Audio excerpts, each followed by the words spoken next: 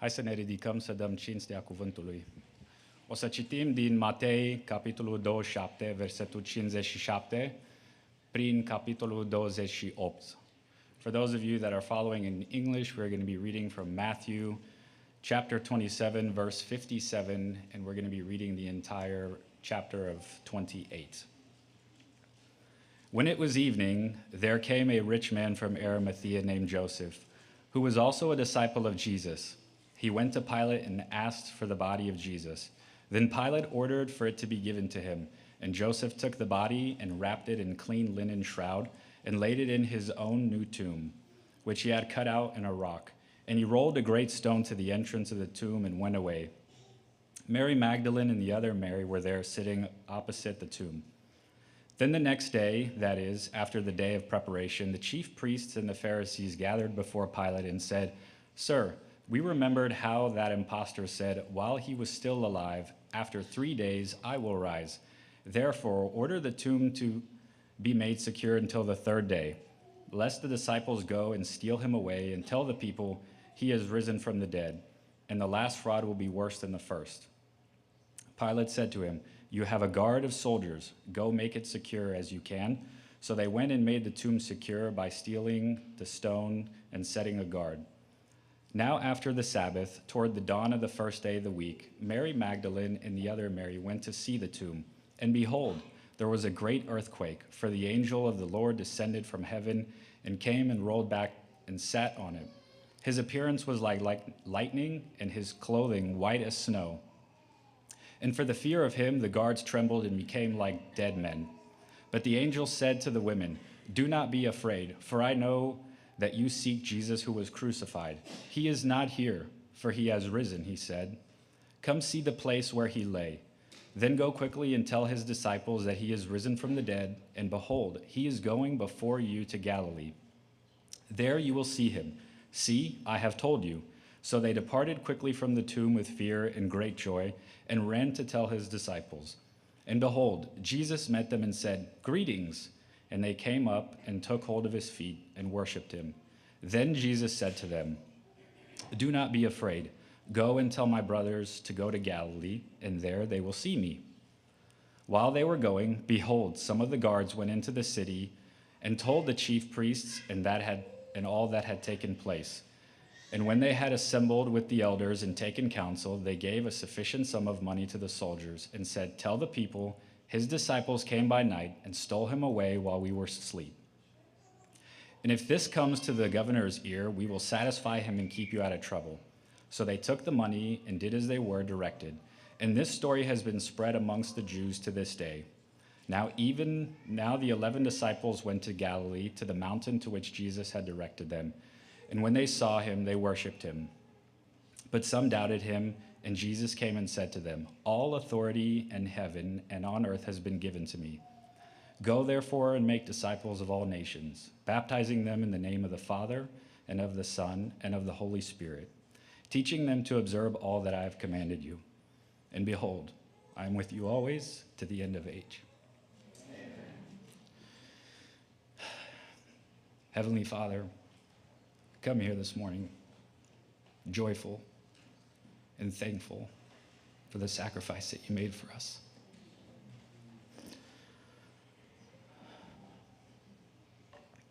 Lord, we cannot live a life good enough to please you, but we thank you that you give us the opportunity to live a life that we can bring joy and pleasure to you in all that we do.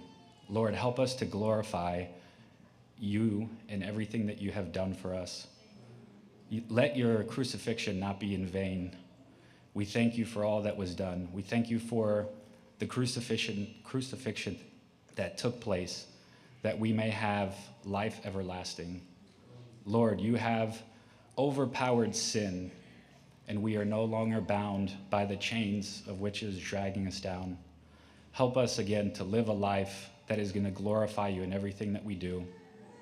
Lord, if there are people here in this congregation that do not know your word, we ask that this word and the teaching will open up their eyes and their heart to accept you. It's your name that we pray these things, Lord, and it's your name. Amen.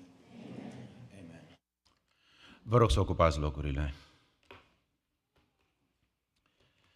În timpul care ne-a mai rămas la dispoziție, aș vrea să ne îndreptăm inimile, privirile înspre cuvântul Domnului și să vedem ce are cuvântul Domnului să ne spună.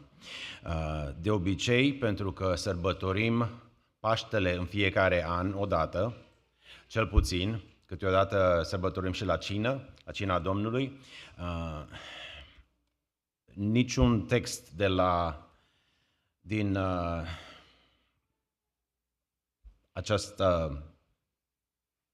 aceste întâmplări nu rămâne uitat. Dar de multe ori cred că există efortul de a spune ceva nou, a spune ceva ce nu s-a mai spus. Și poate v-ați dat seama că nu prea e reușit efortul acela, pentru că nu avem mesaje noi, avem același mesaj care ni s-a dat odată pentru totdeauna, mesajul Evangheliei a morții și a învierii Domnului Iisus Hristos. Și în dimineața aceasta, ceea ce vom face, vom proclama învierea Domnului împreună. Amin. Am rugat pe Ben să citească textul acesta, după câte ați văzut, e cam lung. O să trec destul de fugitiv peste el, dar aș vrea să rămânem cu gândul acesta, proclamarea învierii trebuie făcută. Și când spun trebuie, vreau să accentuez. Proclamarea învierii este o datorie a fiecărui credincios. Indiferent că vii la Paște și auzi ceva nou, indiferent că vii la Paște și auzi ceva ce n-ai mai auzit sau ești plăcut impresionat sau poate ești plictisit sau mai știu eu care e starea sufletului, la Paște proclamăm, în ziua învierii, proclamăm învierea Domnului Iisus Hristos. Probabil în fiecare duminică ar trebui să o facem mai des și să ne amintim de aceasta pentru că stă la baza creștinătății. Așa cum ne spune Apostolul Pavel, dacă n-a înviat Hristos, credința voastră este zadarnică. Împachetați-vă lucrurile, luați-vă mâncarea care ați adus-o, mergeți acasă și bucurați-vă acasă de mâncare, că n-are niciun rost întâlnirea noastră. Dar dacă a înviat Hristos, totul se schimbă.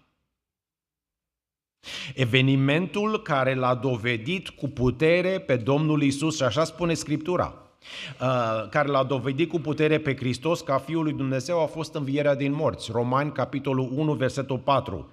Ea, Evanghelia, spune Pavel, Evanghelia lui Dumnezeu, privește pe Fiul Său născut din sămânța lui David în ce privește trupul. Fizic, Domnul Iisus se trage din David, dar în ce privește Duhul Sfințeniei, spune dovedit cu putere că este Fiul lui Dumnezeu prin învierea morților, adică pe Iisus Hristos, Domnul nostru. Cât de importantă este învierea pentru creștinul care vrea să fie încredințat de credința lui? Cineva spunea, și am dat citatul ăsta în trecut și vreau să-l repet pentru că mi se pare extraordinar relevant. Să înțelegem bine, dacă Hristos a înviat în trupul Lui. Dacă procesul de descompunere a celulelor nu s-a inversat, reconstruim moleculele și pornind din nou aminoacizii, biserica va eșua. Să nu-L batjocorim pe Dumnezeu cu o metaforă sau cu o analogie, căutând să evităm transcendența sau să facem din evenimentul învierii o pildă doar și nu un fenomen real. Sau doar un semn în care au crezut doar cei din vremurile timpurii. Să pășim hotărâți înainte. Apologeții, cei care se ocupă de apărarea credinței, ne dau motive pentru care este logic să crezi în înviere. Ne aduc argumente care sprijină învierea. Realitatea este că oamenii nu vor să creadă în Dumnezeu, nu că nu pot. Și dacă auziți vreodată pe cineva care spune, aș vrea să cred, dar nu pot. Cuvântul spune așa de clar, la Ioan capitolul 3, versetele 19 și 20, pentru că oamenii au iubit mai mult întunericul decât lumina. Pentru că faptele lor erau rele. Căci oricine face răul urăște lumina și nu vine la lumină ca să nu-i se vadă, să nu-i fie expuse faptele în lumină.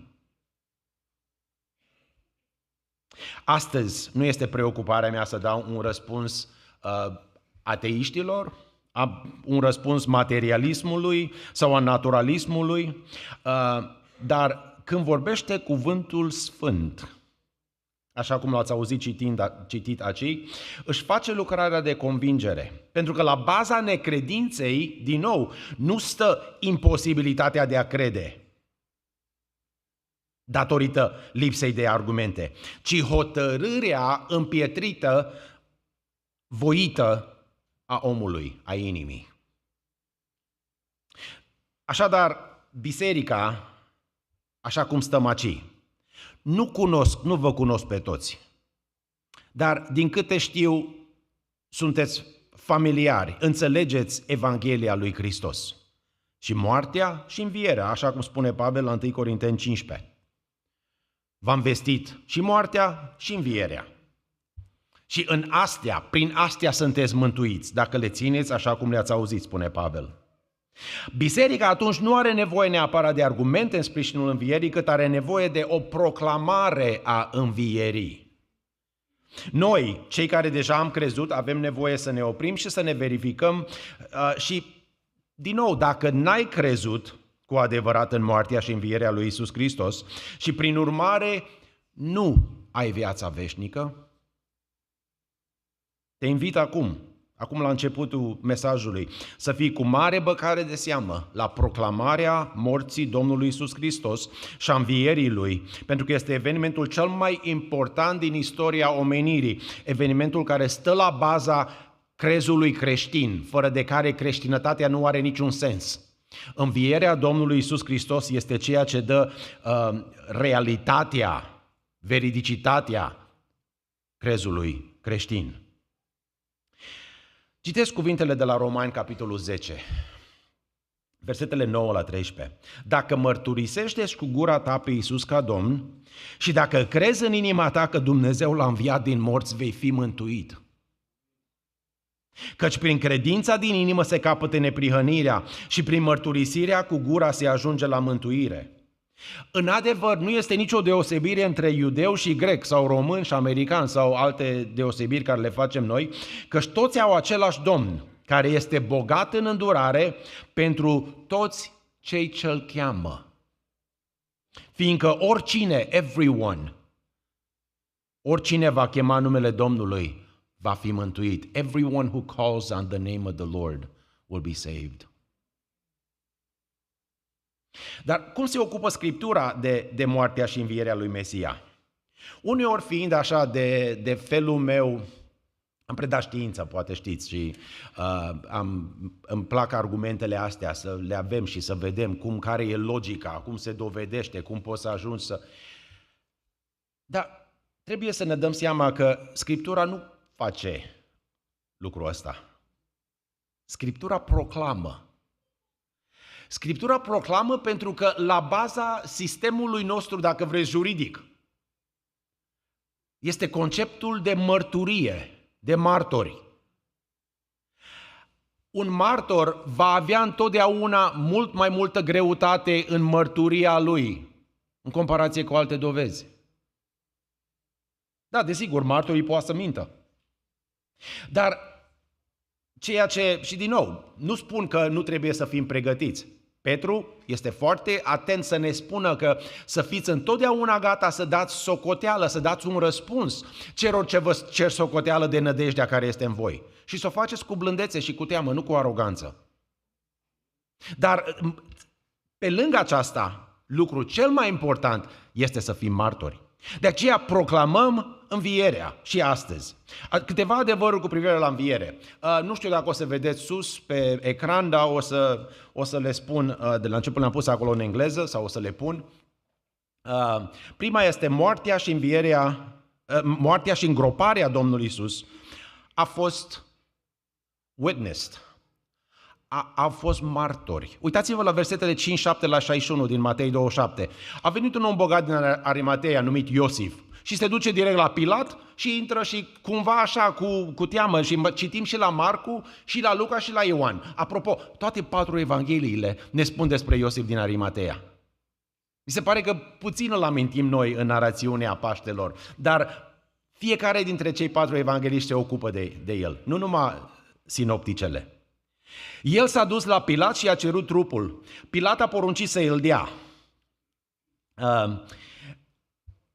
Chiar și felul în care a fost îngropat Domnul Iisus a fost prorocit cu sute de ani înainte. Groapa lui, spune așa cum i-ați auzit pe copiii recitând la Isaia 53, groapa lui a fost pusă între cei răi și mormântul lui la un loc cu cel bogat, măcar că nu săvârșise nicio nelegiuire și nu se găsise niciun vicleșug în gura lui. Și acum vine omul ăsta bogat și ia trupul Domnului Iisus, l-a înfășurat într-o pânză curată, l-a pus într-un mormânt nou al lui însuși, pe care și-l făcuse și îl săpase în piatră pentru el însuși. Și dintr-o dată hotărâște să-l dea. Pentru că ne spune la Ioan, ne spun și ceilalți evangeliști că omul acesta era un om evlavios, o parte al consiliului, a sinedriului, dar spune că el nu luase parte la acuzele care i se aduseseră lui Hristos. Apoi a prăvălit o piatră mare la ușa mormântului și a plecat. Și Matei ne dă acum un amănunt așa important, aproape. Ce faci cu amănuntul ăla? Maria Magdalena și cealaltă Marie, probabil în versetul 5-6, Maria, mama lui Iacov și a lui Iose. Aceste două femei ședeau în fața mormântului. Și ni se dă specific, nu stăteau în picioare, ședeau. Când te așezi jos, stai să vezi, să te uiți. Țineți minte cei care sunt crescut în România acum, când se termina munca lucrului, ieșeau toți, dar nu toți. Cei care, stăpânii casei, ieșeau la stradă și se așezau acolo pe laviță și cine trecea îi saluta și vorbea și dar stăteai în fața casei. Știai că s-a terminat munca. Nu știu care a fost gândul lor, știu doar că erau îngrijorate, erau supărate, erau ce se va întâmpla cu el, să vedem unde. Matei pune asta aici pentru că știe cât de importantă e mărturia. Și ca să nu vină cineva mai târziu să spună, păi Iosif din Arimatea a fost bogat, a fi făcut el ceva cu trupul lui Hristos, l-a ascuns pe undeva că își permitea. Nu, femeile au fost acolo și au văzut tot ce s-a întâmplat. Și spuneam de prorocii. Prorociile acestea, faptul că va fi pus într-un mormântul unui om bogat. Rostul prorociilor, apropo, nu e așa să ne încânte, nu că e ca să ne încânte pe noi. Și frate, hai să-ți fac o prorocie și să vezi ce. Când prorocia scoate în evidență talentul sau însemnătatea omului, nu mai are nicio valoare. Rostul prorociilor este ca pentru atunci când se vor împlini să știm că Dumnezeu este în control. Prorociile sunt menite să ne smerească, să ne cultive încrederea în Dumnezeu. Am citit o întâmplare, o să o citesc în engleză, I hope that's okay. A humorous letter to the editor to a Christian magazine accurately evaluated the swoon theory. Swoon theory, teoria asta a amețirii, care spune că Domnul Iisus n-ar fi fost chiar mort, ci cumva așa datorită suferinței și faptul că a fost pe cruce și asta cumva leșinat și l-a pus în mormânt leșinat și pe urmă au venit ucenicii și s-au îngrijit de el și s-a trezit. Dear Eutychus, spune scrisoarea, our preacher said on Easter that Jesus just swooned on the cross and the disciples nursed him back to health. What do you think? Sincerely, Bewildered.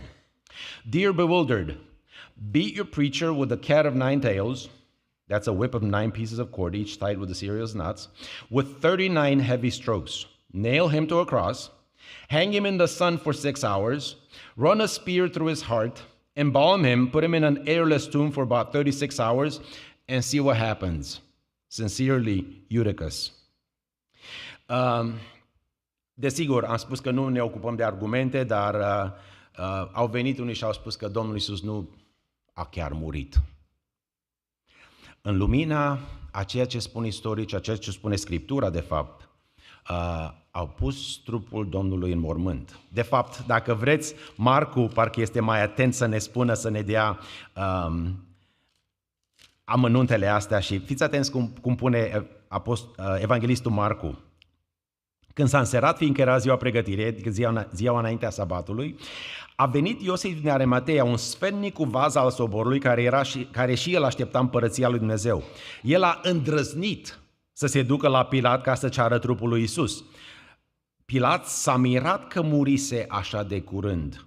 A chemat pe sutaș și l-a întrebat dacă a murit de mult. După ce s-a încredințat de la sutaș că a murit, a dăruit lui Iosif trupul. Not a lot of room for doubt there. Detaliile sunt importante. Ca să nu spună cineva că Iosif din Arimatea a făcut trupul Domnului despărut. Dar martorele sunt Maria Magdalena și cealaltă Marie. Și ședeau acolo în fața mormântului. Așa cum am spus, veți fi martori. Pentru că așa se și încheie pasajul acesta, care trece din capitolul 27 în capitolul 28. Și Domnul Iisus, când este de fapt, nu, așa începe faptele.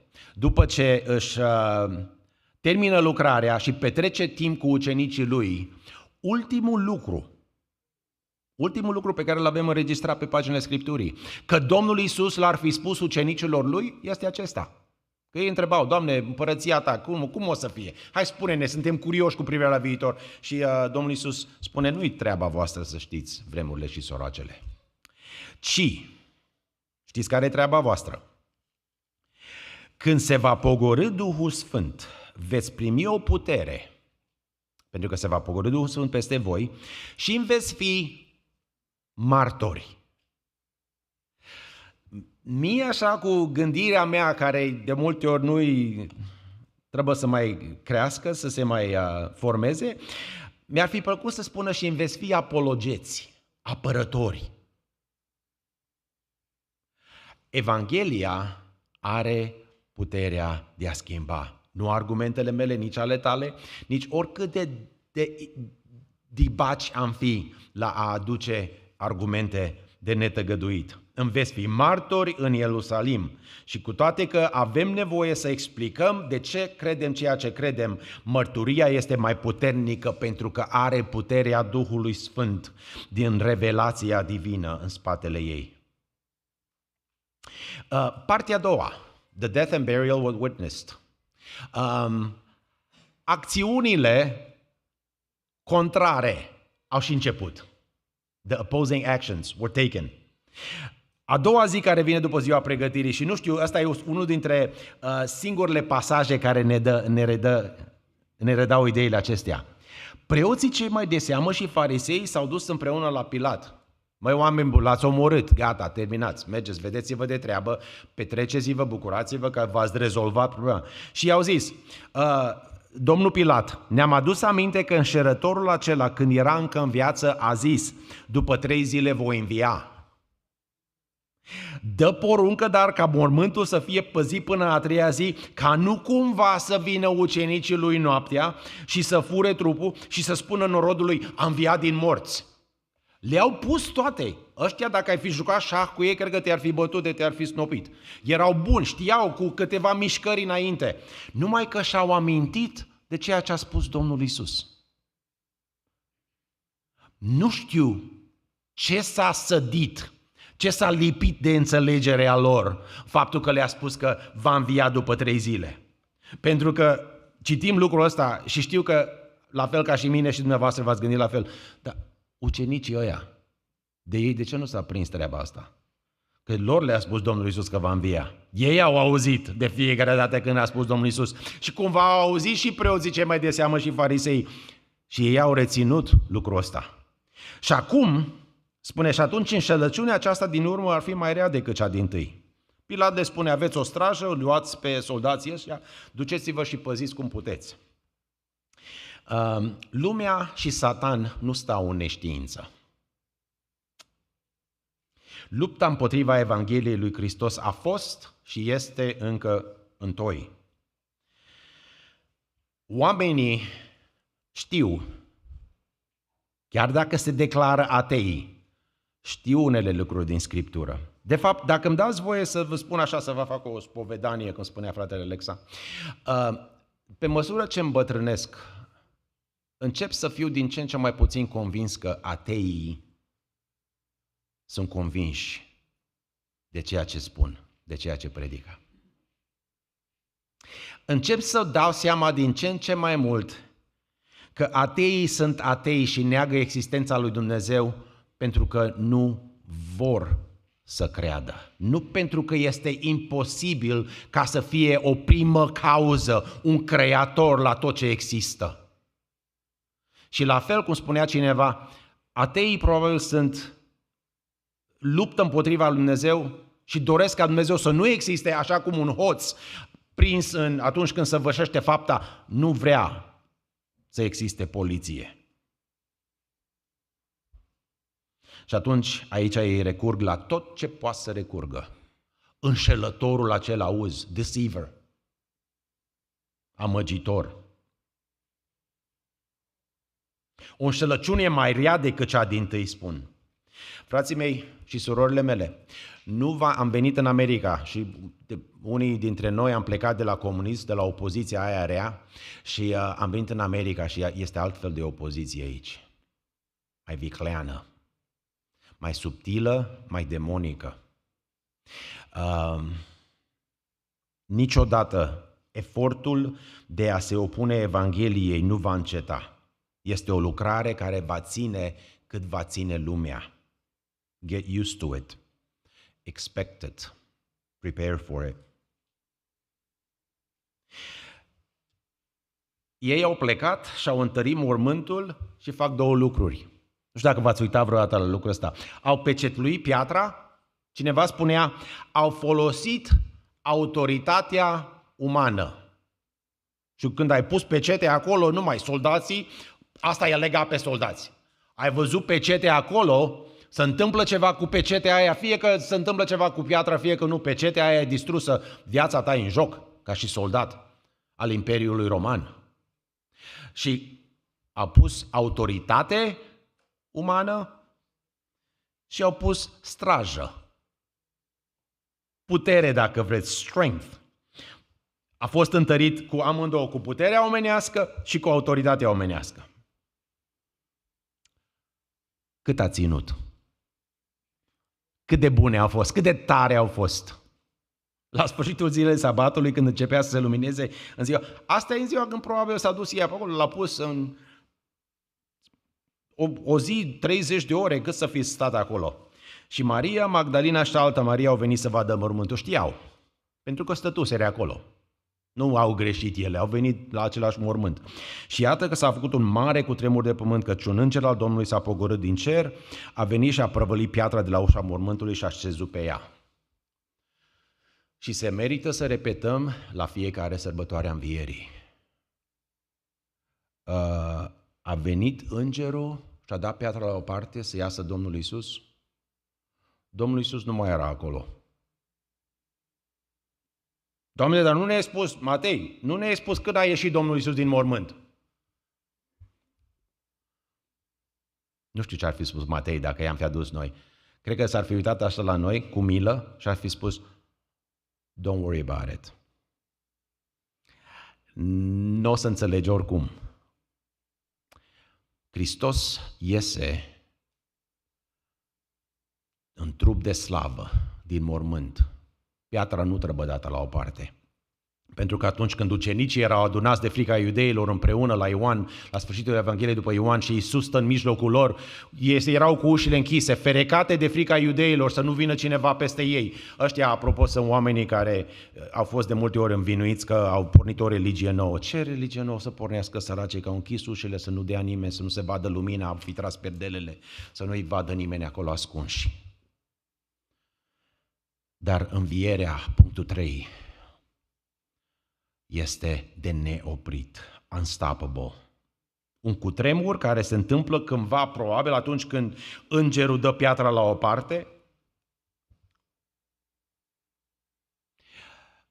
Mie, nu știu, vă spun așa, când eram mai tânăr, mi s-a părut că e cutremurul atunci când a înviat Domnul Iisus.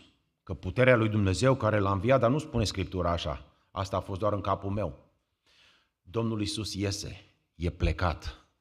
Nu-l ține niciun sigiliu omenesc, nici o strajă umană, nimic nu-l ține, nici o piatră grea nu-l ține în mormânt. Proclamarea învierii are de a face și cu proclamarea morții și îngropării și are de a face și cu proclamarea învierii. Înfățișarea acestui înger era ca fulgerul și îmbrăcămintea lui albă ca zăpada. Și între versetul 3 și 4 din capitolul 28, din nou, nu văd reacția femeilor, dar ni se spune despre străjeri care trebuia să păzească. Au tremurat de frică înaintea lui și au rămas ca niște morți. And I don't blame them. Dar îngerul a luat cuvântul și ignoră pe străjeri. Parcă nici n-ar fi fost acolo. Și le spune, nu vă temeți, știu că voi căutați pe Iisus care a fost răstignit. Și aici este partea a patra, întâlnirea cu Mântuitorul. Este scurtă, dar înainte sunt trimise martorele. Martorii sunt trimiși. Observați care este scurt mesajul. Nu sunt cuvinte multe, este direct și la subiect. Nu e aici, a înviat după cum zisese. Veniți și vedeți locul unde zăcea Domnul. Și le arată mormântul gol. Duceți-vă repede și spuneți ucenicilor lui că a înviat dintre cei morți. Iată că el merge înaintea voastră în Galileea. Același mesaj pe care îl are și Domnul Iisus când se întâlnește cu femeile doar cu câteva versete mai jos. Spune, Doamne, de ce le repeți? De ce? Ați fost vreodată când v-a fost frică și când ați fost așa stressed out și derutați și v-a spus cineva ceva și habar n-ai cine ce ți-a comunicat și ce ți-a spus că nu mai știai de frică? Probabil că este un scenariu de acesta. Duceți-vă repede și spuneți ucenicilor lui că a înviat dintre cei morți. Ok. Și se duc. Asta e mirarea. Doamne, stai puțin. Cum adică a înviat dintre cei morți? Noi l-am văzut, că l-au pus în mormânt și piatra a fost... Ok, e un înger. Nu te dezmeticești așa repede. Versetul 8. Știți ce se întâmplă? De multe ori, binecuvântările Domnului în viața noastră, ca rezultat al ascultării, ar fi atât de îmbelșugate, ar aduce atâta bucurie în viața noastră, dacă am asculta. Dacă nu ne-am oprit cu întrebările noastre, cu dubiile noastre, cu obiecțiunile noastre. Doamne, dar mie mi s-ar părea că ar fi mai bine așa. Doamne, dar ce te gândești? Cum crezi că, uită scenariul, uită cum îl văd eu? Duceți-vă repede.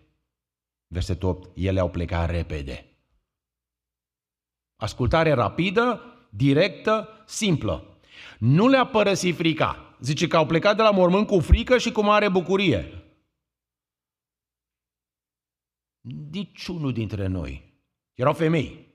Și noi ăștia care suntem mai bărbătoși și credem că pe noi nu ne sperie nimica, probabil că noi ar fi fost printre străjeri care tremurat de frică și erau ca niște morți.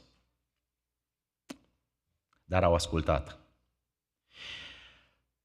Scopul misiunii, uitați-vă ce le spune, că nu le spune decât spuneți că a înviat Hristos și spuneți-le să se ducă în Galileea. Am vorbit eu cu ei și știu despre ce e vorba, dar spuneți-le să se ducă în Galileea, că acolo mă vor întâlni. Scopul misiunii mele, un mesaj atât de simplu și atât de profund, și scopul misiunii tale este întâlnirea oamenilor cu Hristos.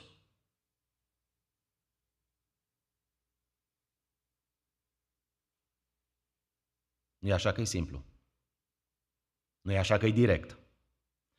În cadrul adunării celor răscumpărați este promovarea, încurajarea părtășiei, întâlnirii cu Hristos la părtășie. Dar pentru cei care nu-L cunosc pe Hristos, du-te repede și ajută-L pe om să ajungă să se întâlnească cu Hristos. Lasă realizările tale. Lasă ceea ce știi tu și lasă talentele și lasă alea, ajută-l să se întâlnească cu Hristos. Și dacă suntem în biserică, asta mi se aplică mie și se aplică celor care chemăm frații și surorile la părtășie, într-un fel sau altul, prin poezie, cântare, predică, rugăciune, un îndemn. Ajută frații și surorile să vină la o întâlnire reală cu Hristos. Nu cu lucruri interesante, nu cu lucruri captivante care să-ți ia mințile așa și să fii impresionat. Să te întâlnești cu Hristos. Și dacă pregătirile de opoziție au început deja înainte de a învia Domnul Iisus Hristos, cum credeți că arată după înviere? Pe când se duceau ele, de fapt am trecut peste, le-a întâmpinat Iisus și le-a zis, bucurați-vă. Ele s-au apropiat să-i cuprindă picioarele și i s-au închinat. Chiar așa. N-au avut ele timp să se gândească în timp ce s-au dus, dar ce o să facem dacă îl întâlnim pe Hristos, dacă a înviat? Ce să facem? Hai să facem un program. Hai să cântăm un duet, Mario. Bine, Mario, cântăm un duet. Nu. S-au apropiat și s-au închinat. Atunci când te întâlnești într-adevăr cu Hristos, nu poți să nu ți te închini. De aceea, de multe ori când venim la adunare, și spun lucrul ăsta ca un semnal de alarmă, atunci când venim la adunare și ni se pare că ceva n-a fost de ajuns la adunare, ceva nu mi-a plăcut, întreabă-te, oare m-am întâlnit astăzi cu Hristos sau am venit doar să mă întâlnesc cu Ghiță sau cu Florica sau cu Anuța sau cu mă știu eu cu cine? Nu vă temeți, spune Domnul Iisus. Și repet același mesaj, pentru că mesajul Evangheliei nu se schimbă. Mesajul misiunii mele și misiunii tale nu se schimbă. La noi aici în capitolul 28, nu știu dacă v-ați uitat, de 3 ori se spune duceți-vă. În greacă sunt cuvinte diferite, dar e același sens. Duceți-vă repede și spuneți ucenicilor, duceți-vă și spuneți fraților și în versetul 19, duceți-vă și faceți ucenici. Că atunci când ți se repetă ceva de 3 ori, mai ales la evrei, știi că they mean business. Duceți-vă. N-am venit la biserică doar ca să stăm aici, am venit la biserică ca să ne ducem. Și nu doar ca să avem de unde să ne ducem, ci ca să ne ducem. Pe când se duceau ele, au intrat în cetate unii din străjeri și au dat de știre, de veste preoților celor mai de seamă despre toate cele întâmplate. Ultima parte și ultima învățătură de aici a proclamării învierii este faptul că the counter-narrative has begun. A început contra-narațiunea. A început propaganda. Cum așa? Aceștia, preoții cei mai de seamă, s-au adunat împreună cu bătrânii, au ținut un sfat, un meeting, așa cum cei care lucrați în corporate știți că trebuie să existe meeting pentru tot. Și de obicei oamenii se duc la meeting și se întreabă unul pe altul de ce nu ne-a trimis un e-mail, că era destul. And that's the meeting. Și au dat ostașilor, spune, mulți bani. De ce?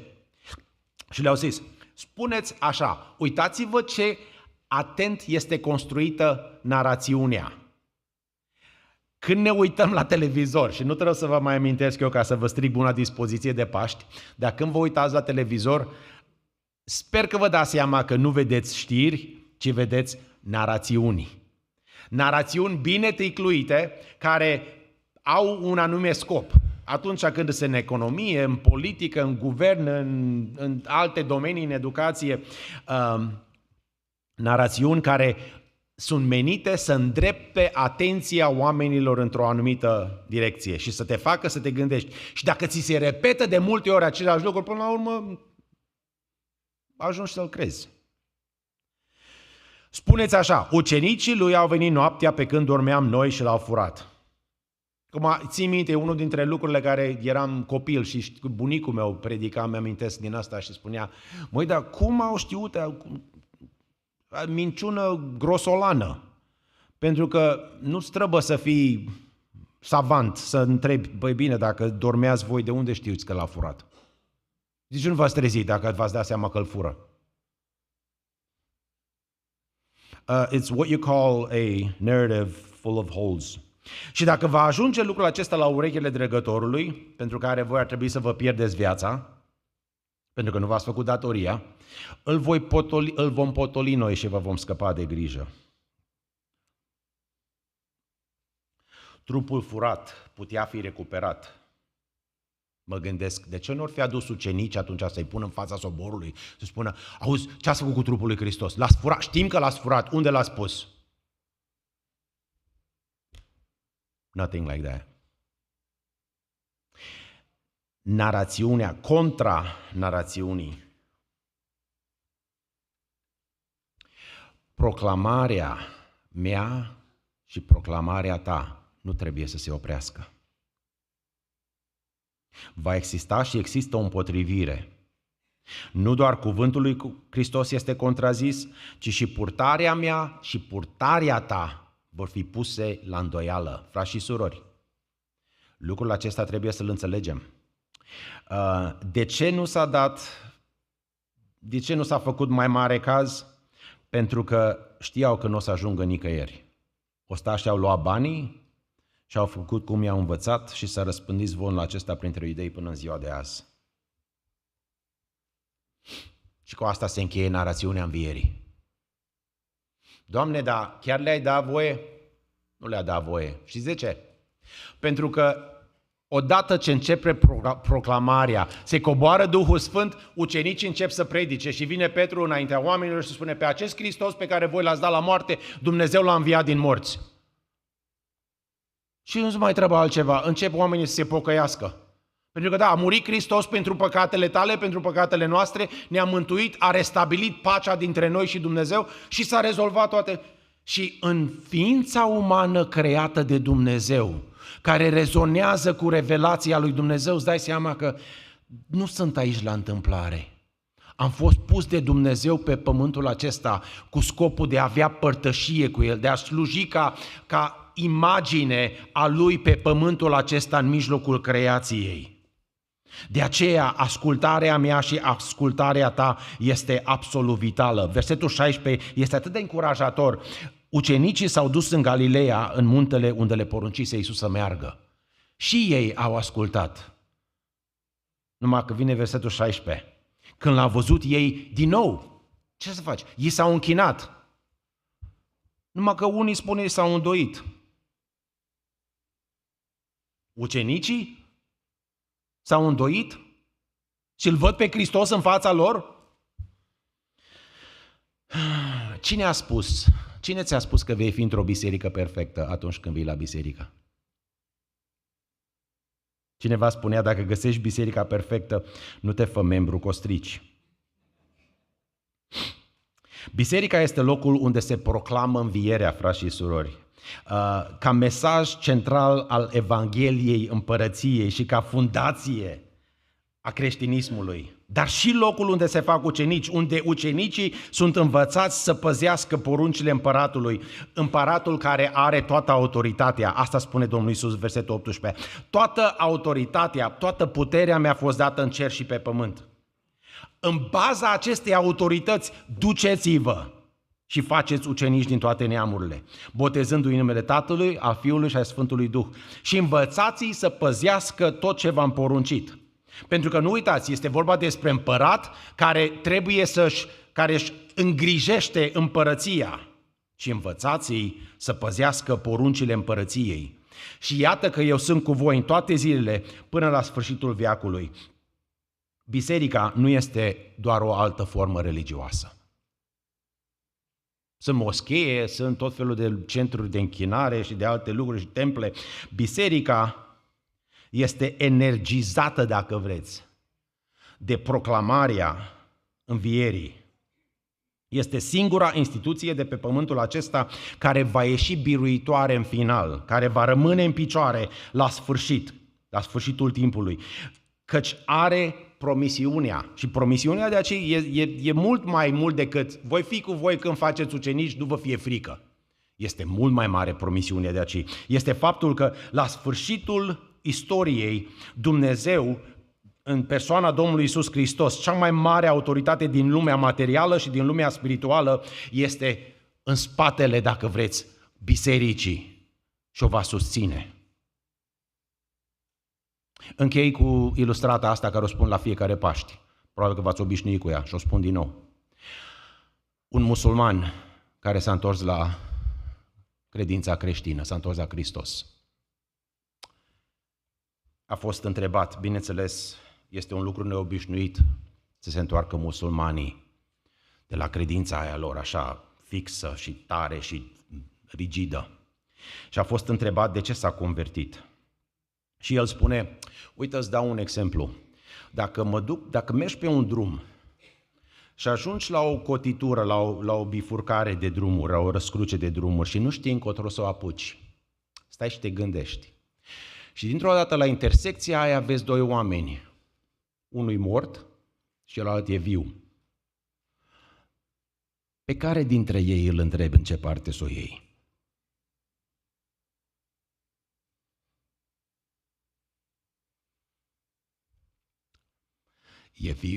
E viu, trăiește Domnul meu. Dacă nu-L cunoști pe Hristos, apleacă-te astăzi la crucea Lui și vezi puterea Lui prin care l-a înviat Dumnezeu din morți și acceptă-L în viața ta ca Domn și Mântuitor. Ca să-i putem cânta și acum și în veșnicie, mărire ție, Iisuse, Cel ce ai înviat. Haideți să ne ridicăm cu toți în picioare și să cântăm cântarea aceasta ca și o proclamare a biruinței Domnului.